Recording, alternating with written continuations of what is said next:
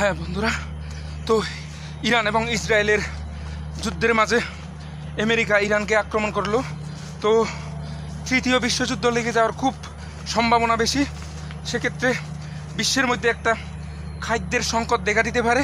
সেক্ষেত্রে আমরা যারা সাধারণ জনগণ বন্ধুরা, তো খাদ্যের সংকট কিভাবে মোকাবেলা করব, তো আমরা যারা নিরাপদ আশ্রয়স্থলে যাব, সেখানে যদি খাদ্য সংকট দেখা দেয় এবং বন জঙ্গলে যদি কোনো খাদ্য সংকট মোকাবেলা করা লাগে, সেক্ষেত্রে বন্ধুরা এই যে আমি আগে ট্রেনিং আমাদের আগে থেকে অনেক, আমাদের পাহাড়িরা এগুলো অনেক আগে থেকে আমাদের অভ্যাস, গাছপালা লতাপাতা খেয়ে আমরা জীবন ধারণ করতে পারি।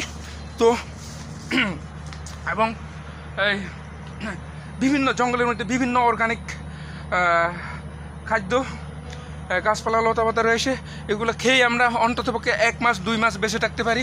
তো হ্যাঁ, দেশের জনগণ, আমি আপনাদেরকে বলতেছি, আপনারা কিভাবে প্রস্তুত থাকবেন যদি তৃতীয় বিশ্বযুদ্ধ লেগে যায়, তাহলে কিভাবে খাদ্যের সাথে, জীবনের সাথে কিভাবে মোকাবিলা করবেন। হ্যাঁ বন্ধুরা, শত্রুপক্ষ নয়, শুধু নিজের জীবনকে বাঁচানোর জন্য কিভাবে আপনারা মোকাবিলা করবেন। না খেয়ে থাকবেন, মরে যাবেন, নাকি বিভিন্ন কিছু লতাপাতা খেয়ে বেঁচে থাকবেন, এটাই হচ্ছে আপনার উদ্দেশ্য এবং কী লক্ষ্য হতে পারে। তো এই যে দেখতে পাচ্ছেন, হ্যাঁ, কষি আম পাতা এগুলো খাওয়া যায়। তো এই যে এবং